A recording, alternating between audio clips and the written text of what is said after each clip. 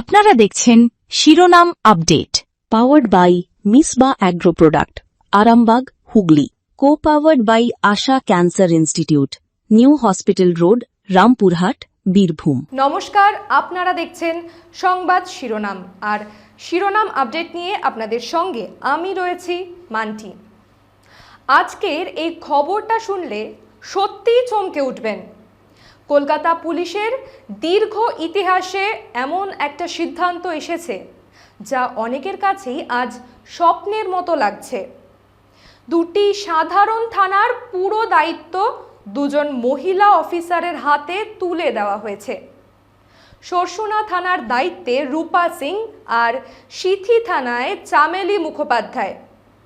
ভাবতে পারছেন, একজন মহিলা ওসি থানার চেয়ারে বসে পুরো টিমকে নেতৃত্ব দিচ্ছেন।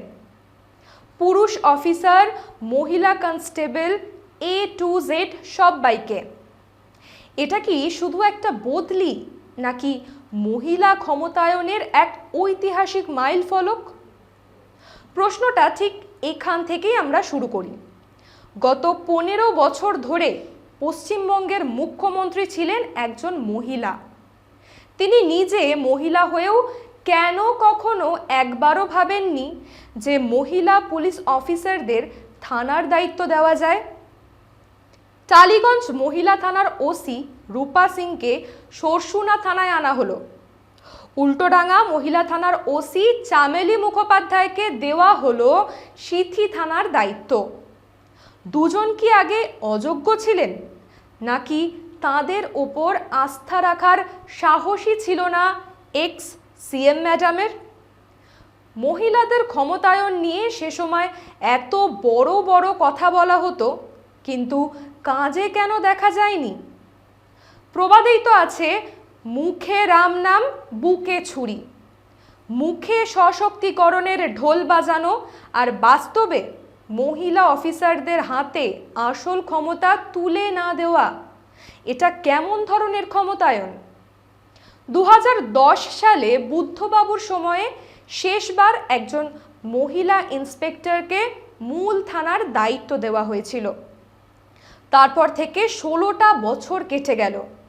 এই দীর্ঘ সময়ে কি করা হলো? মহিলা অফিসাররা ডেপুটি কমিশনারের পদে সফলভাবে কাজ করছেন, তাহলে থানার ওসি পদে কেন নয়? এই প্রশ্নটা কি খুব বেশি জটিল? এখন নতুন সরকার মাত্র 64-65 দিনের মাথায় এই সাহসী পদক্ষেপ নিল। পুলিশ কমিশনার অজয় নন্দা এবং মুখ্যমন্ত্রী শুভেন্দু অধিকারীর নির্দেশে এটা সম্ভব হলো। প্রশ্ন উঠছে আরও। ছোট্ট একটা বিরতির পর ফিরে আসবো শিরোনাম আপডেটে সেই সব প্রশ্ন নিয়ে। সঙ্গে থাকুন।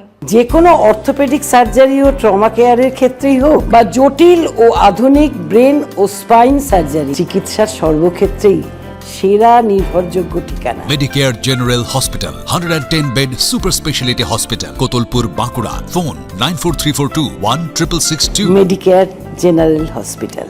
উত্তর 24 পরগনার মৎস্যলন্দপুর এবং পার্শ্ববর্তী এলাকার বাসিন্দাদের জন্য উন্নত পরিকাঠামো এবং মানবিক পরিষেবার যুক্ত তপবন নার্সিং হোম একটি অত্যন্ত নির্ভরযোগ্য স্বাস্থ্যসেবা কেন্দ্র হিসেবে পরিচিত। স্বাস্থ্যসাথী কার্ডের মাধ্যমে চিকিৎসা ও অপারেশনের সুবিধা পাওয়া যায়। এছাড়া বিভিন্ন প্রকার সার্জারি, এছাড়া ইসিজি, বিভিন্ন রক্ত পরীক্ষা, আল্ট্রাসোনোগ্রাফি, ইকোকার্ডিওগ্রাফি, ডিজিটাল এক্স-রে প্রভৃতি বিভিন্ন প্রকার পরীক্ষা নিরীক্ষাও করা হয়।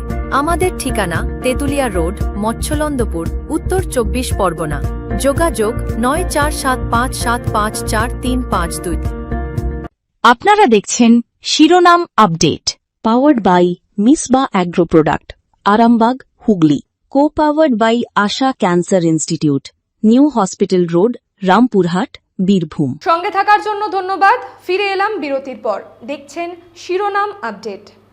বিরতির আগে যে প্রশ্নটায় ছিলাম, শুভেন্দুবাবু কিভাবে এত দ্রুত মহিলাদের ওপর এই আস্থা রাখতে পারলেন, যা আগের সরকার 15 বছরেও পারেননি?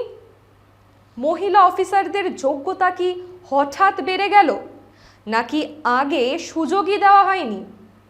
এই সিদ্ধান্ত কি শুধু কলকাতা পুলিশের জন্য, নাকি পুরো রাজ্যের মহিলা পুলিশদের জন্য একটা বড় বার্তা? ভাবুন একবার, একজন মহিলা ওসি থানায় বসে আছেন। তিনি রাত দিনের ডিউটি মনিটরিং করছেন, অপরাধের তদন্তের নির্দেশ দিচ্ছেন, সাধারণ মানুষের অভিযোগ শুনছেন, পুরুষ সহকর্মীদেরও গাইড করছেন। এই দৃশ্যটা কতটা শক্তিশালী, কতটা অনুপ্রেরণাদায়ক! প্রবাদ আছে, যে যেমন বনে সেই তেমনই পায়। যারা মহিলাদের শুধু ভোটের সময় বা প্রচারের জন্য মনে রাখেন, তাদের জন্য এটা একটা আয়না। Pink booth, signing booth monitoring করে প্রচার চালানো হলো, দুর্গা স্কোয়াড গঠন করা হলো, কিন্তু থানার আসল দুর্গে মহিলাদের বসানো হলো না কেন? আস্থার অভাব ছিল, নাকি ইচ্ছের অভাব, নাকি ইয়েস ম্যাম করতেন না ইন্দিরা মুখোপাধ্যায়দের মতো? আরও প্রশ্ন আসছে, রূপা সিং আর চামেলি মুখোপাধ্যায়রা যদি সফলভাবে থানা চালান, তাহলে কি বার্তা যাবে সমাজে? মহিলারাও পুরুষের সমান যোগ্য, তারা নেতৃত্ব দিতে পারেন, তাই তো? তাহলে গত 15 বছর ধরে অসংখ্য মহিলা পুলিশ অফিসারের প্রতিভা কেন অবদমিত করে রাখা হলো? মমতা বন্দ্যোপাধ্যায় নিজে মহিলা হয়ে কেন এই আস্থা রাখতে পারলেন না? তিনি কি ভাবতেন মহিলারা থানা সামলাতে পারবেন না? এই প্রশ্নের উত্তর কি তিনি একদিন দেবেন? দেখুন, কলকাতা পুলিশের মতো গৌরবময় বাহিনীতে এই পরিবর্তন সত্যি উৎসাহজনক। 33টি থানার ইন্সপেক্টর বদলির মধ্যে এই দুটি সিদ্ধান্ত আলাদা করে চোখে পড়ছে। আমরা নজর রাখব এই দুই মহিলা ওসি কিভাবে থানা পরিচালনা করেন, অপরাধের হার কমে কিনা, সাধারণ মানুষের আস্থা বাড়ে কিনা, মহিলা নিরাপত্তা আরও সুরক্ষিত হয় কিনা। প্রবাদ বলে, কাজের কথাই শেষ কথা। আজকের এই সিদ্ধান্ত সত্যি প্রশংসার দাবিদার। ধন্যবাদ কলকাতা পুলিশ কমিশনার অজয় নন্দাকে, ধন্যবাদ রাজ্যের মুখ্যমন্ত্রী শুভেন্দু অধিকারীকেও, কারণ শুভেন্দুবাবুর হাতেই রাজ্যের স্বরাষ্ট্র দফতর। আর যারা এতদিন অপেক্ষায় ছিলেন, তাদের জন্য এটা একটা আশার আলো। মহিলাদের ক্ষমতায়ন কি শুধু স্লোগান আর প্রচারে সীমাবদ্ধ থাকবে, নাকি বাস্তবে তা রূপ নেবে? এই দুই মহিলা অফিসারের হাত ধরে কলকাতা পুলিশ কি নতুন ইতিহাস গড়বে? গোটা রাজ্যের অন্য থানাগুলোতেও কি এমন সিদ্ধান্ত অচিরেই দেখা যাবে?